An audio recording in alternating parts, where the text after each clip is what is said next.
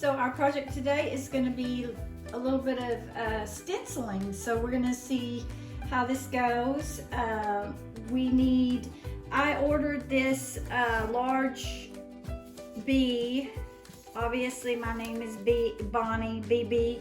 So I ordered this large B through Amazon, and I will put the link in the description for you if you want to get that. Also, I ordered this Paisley Stencil here, which is what we're going to use on the B, and my apple barrel paints, which I ordered also through Amazon. So I'll put the links to those if you want to get this, but you can get this probably in any craft store. It's just while we're kind of in our stay-at-home thing, I've been ordering through Amazon. Easier to get it shipped directly to the house. So we're going to use a little bit of painter's tape, and we need a paintbrush for painting and for doing our stenciling. So the first thing we're going to do is we're going to paint the bee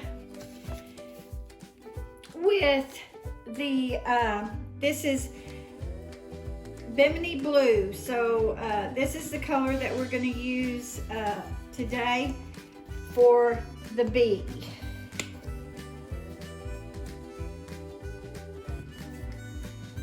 And we're just going to paint the whole thing.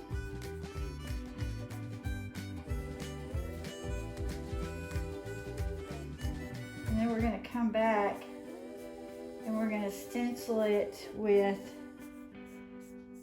the Paisley Stencil, but we're going to use white.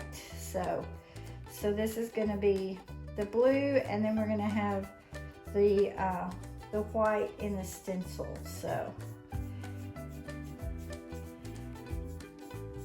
stenciling became really big in the 80s, and I stenciled things on all my kids' rooms. I stenciled borders on so I went stenciling crazy, but I haven't stenciled in a while, so we'll see how this turns out. Hopefully it'll be a good project. So the one thing about crafting is that it's fun, and it never has to be perfect. And usually there's always a solution to any kind of a mistake that you make. So it's just fun. So I'm gonna get this all painted on this side, and we're gonna let this dry. And then we're gonna put on a second coat. And then I think I'm gonna do both sides, because I'm not gonna hang mine. Now you can put a hanger on the back of yours and hang it on the wall if you want to do that.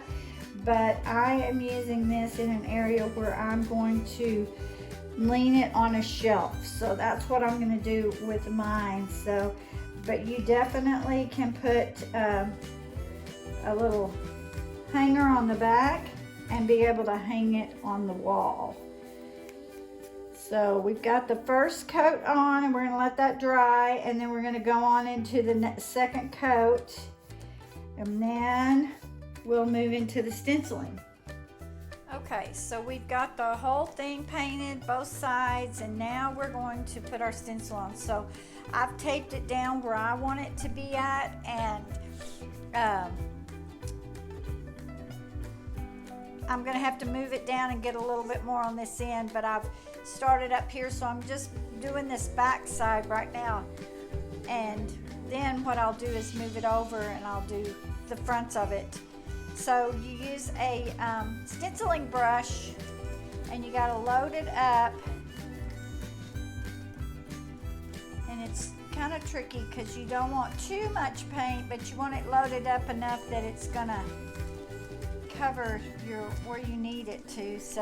So you get it loaded, and then you just kind of blot it, and then you just up and down in these areas. You do not move it around much, you just go up and down.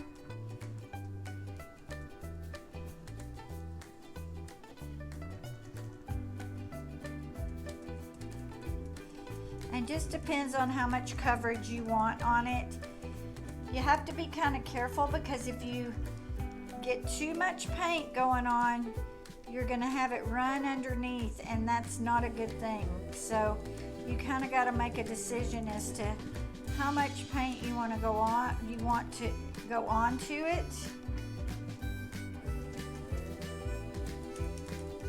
And then we're just gonna go ahead and do this whole back side, going up and down, up and down. Okay, so we've got that side. We're gonna move it over to this side here and do this, and there's really no specific way to line it up. Just get as close into your areas as you can and don't overlap because you want it to look nice and neat. So we're going to move that stencil over and do that section. Okay, and there we go. We've got a finished project. I'm going to show y'all how it looks when we put it up in an area. And 2 tips I want to give you that I used. You definitely want to wash your stencil in between times that you move it, because if it still has some paint on it, it can transfer. So as you move it each time, just go through and wash it. And then this is something I bought on Amazon. It's a silicone pad, and it really helps you no paint. Everything washes off of it, so you can paint on it. I did lay parchment paper on top of that, but this is an amazing little piece of stuff. You can do crafts, all types of things on it, so it's really nice. I'll link that in my description for you if you wanted to get one of those, and I'll link also the bee and the paints in my description so that you'll be able to get that. And we're going to see this on display next. All right, and you see the finished project on a little floating shelf. Looks really good. And I hope y'all enjoyed this project. If you did, if you would give me a thumbs up on the video, a like. And if you'd subscribe to my channel, there's gonna be more just like this. I really enjoyed this one, so hopefully you will enjoy doing it too. Thank you.